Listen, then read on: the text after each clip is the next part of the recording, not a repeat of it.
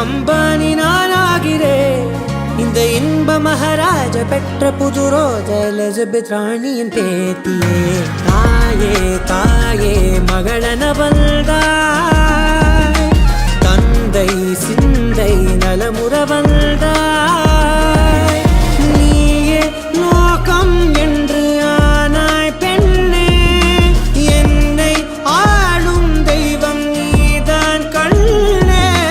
பெற்றது நானா இல்லை உன் மகனே நானம்மா.